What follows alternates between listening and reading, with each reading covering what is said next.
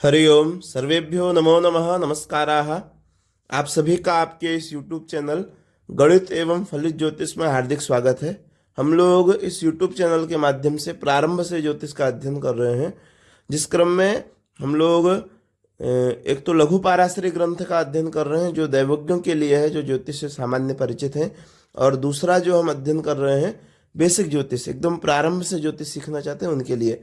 तो बेसिक ज्योतिष के लिए आप इसी यूट्यूब चैनल की प्लेलिस्ट में जाएंगे तो वहाँ पर आपको फलित ज्योतिष सीखें करके फलित ज्योतिष की प्लेलिस्ट मिल जाएगी। वहाँ पे 2 वीडियो अभी तक अपलोड हो चुके हैं, 2 या 3 वीडियो, उनको देखें। तो उसमें बहुत से विषयों को बताया गया है। इसी क्रम से हम जो बेसिक ज्योतिष का क्रम है उसमें हम लगभग आपको 10 से 15 वीडियो देंगे, जिसमें आप अगर 15 वीडियो को अच्छे से देख लेते हैं और तैयार कर लेते हैं तो आपको फंडामेंटल चीज़ें तैयार हो जाएंगी। और जब तक आपको बेसिक तैयार नहीं होगा आप फलादेश करने में सक्षम नहीं हो सकते हैं।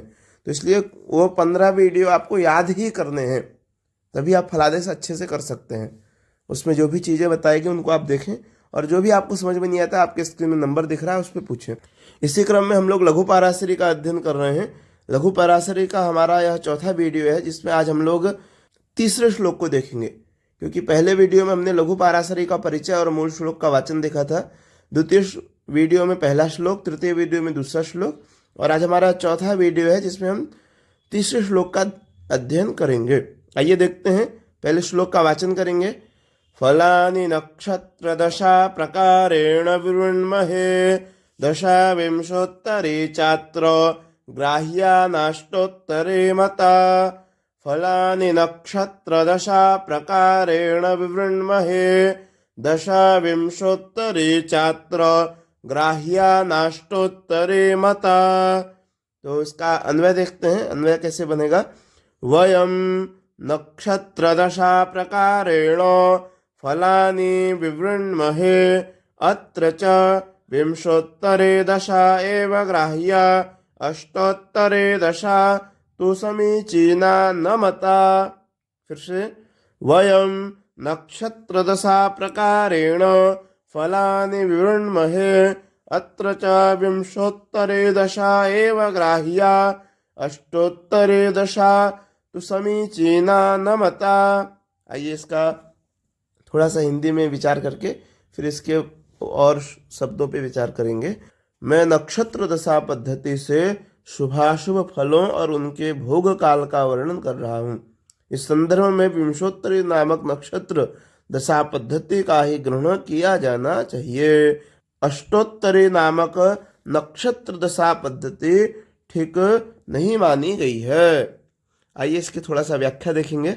यद्यपि भाग्य फलादेश कथन के संदर्भ में भारतीय ज्योतिष शास्त्र में अनेक पद्धतियां प्रचलित हैं, जैसे गोचर पद्धति, ताजिक पद्धति, ग्रह स्थिति पद्धति, राशि पद्धति, नक्षत्र दशा पद्धति इत्यादि, लेकिन ग्रंथकार ने पराशरी होरा के आधार पर शुभाशुभ फल भोग और उसका समय निर्धारण करने के लिए विंशोत्तरी नामक नक्षत्र दशा पद्धति को ही सर्वाधिक उपयोगी और समीचीन माना है। ग्रंथकार की दृष्टि में विंशोत्तरी नामक नक्षत्र दशा पद्धति के ही द्वारा किया गया फलादेश अधिक दूरस्थ और अचूक होता है। प्रस्तुत श्लोक में अपने इसी मत को स्थापित करते हुए कहते हैं वयम नक्षत्र दशा प्रकारेण। वयम अर्थात पीछे हम लोग जानते आ रहे हैं, मैं नक्षत्र दशा प्रकारेण जन्म काल में चंद्राधिष्ठित नक्षत्र के भुक्त और भोग्यांशों के आधार पर निर्धारित की जाने वाले विंशोत्तरी नामक नक्षत्र दशा पद्धति से फलानी अर्थात संबंधित जातक के शुभाशुभ फलों और उन फलों के भोग काल का निर्धारण विवृण्महे विवृत कर रहा हूँ, अर्थात सविस्तार उसका वर्णन कर रहा हूँ।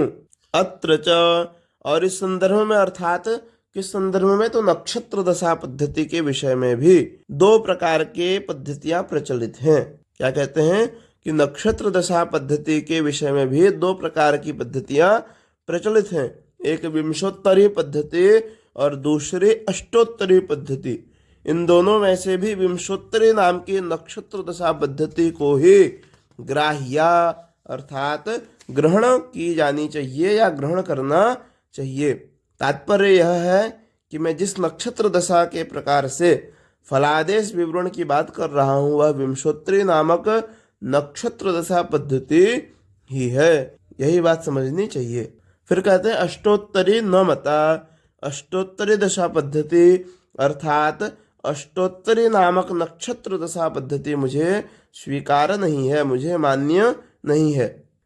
थोड़ा सा विंशोत्तरी दशा पद्धति पे थोड़ा सा विचार करते हैं 2-3 मिनट और, कि विंशोत्तरी दशा पद्धति किसे कहते हैं। तो कहते हैं विंशति वर्षाणाम उत्तरा अधिका षटादित्यर्थ यस्याम सा दशा विंशोत्तरी दशा।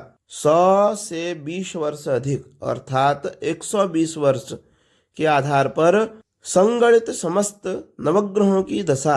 आइए थोड़ा सा एक चीज और आपको समझना है कि जो नवग्रह हैं उनकी दशा कितने कितने वर्ष रहती है, जिससे 120 वर्ष की विंशोत्तरी दशा तैयार होती है। तो सूर्य की जो दशा है वह 6 वर्ष की रहती है, अर्थात सूर्य की दशा 6 वर्ष रहेगी। चंद्रमा की दशा 10 वर्ष रहती है, मंगल की दशा 7 वर्ष, राहु की दशा 18 वर्ष और गुरु की दशा 16 वर्ष, शनि की 19 वर्ष, बुध की 17 वर्ष और केतु की 7 वर्ष, शुक्र की 20 वर्ष। आचम भौराजीशा बुकेशु, हमने एक सूत्र पढ़ा था पीछे, जो बेसिक ज्योतिष वाली कक्षा यदि आप नहीं देखें तो उसको देखेंगे।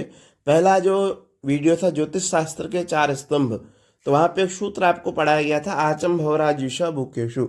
उसी सूत्र के आधार पे ये दशाओं का क्रम है, इसको आपको याद करना है। वहाँ पे एक बात और मैंने बताई थी कि 27 नक्षत्र होते हैं तो उनके नवग्रह जो स्वामी हैं वो भी आपको याद करना है, वो भी एक मुख्य बिंदु है। यदि हम बात करें कि सूर्य किस किस नक्षत्र का स्वामी होगा तो कृत्तिका, उत्तरा फाल्गुनी, उत्तराषाढ़ा, चंद्रमा, रोहिणी, हस्त, श्रवण, ये सब विषय वहाँ पीछे वीडियो में बताया गया। एक बार उस वीडियो को अवश्य देखें तो वहाँ पे विषय आपको और अधिक स्पष्ट होगा। विषय वीडियो का नाम क्या है तो ज्योतिष शास्त्र के 4 स्तंभ, वहाँ पे ये विषय आपको बताया गया है। तो ये अभी जो हमने देखा इसको भी आपको तैयार करना है, ये भी बहुत आवश्यक चीज है। विंशोत्तरी दशा के अंतर्गत नवग्रहों का विभाजन ग्रहों की गति के अनुसार उनके एक निश्चित स्थिर बिंदु पर परिलक्षित होने के आधार पर किया गया है। आगे जो इसका विषय है, इस विंशोत्तरी दशा को बनाने की और इसकी अंतर्दशा आदि निकालने की जो विधि है उसको हम आगे समझते रहेंगे। अभी आप इतना विषय तैयार करते रहें और जो भी आपकी जिज्ञासा हो आप इस नंबर पर संपर्क कर सकते हैं।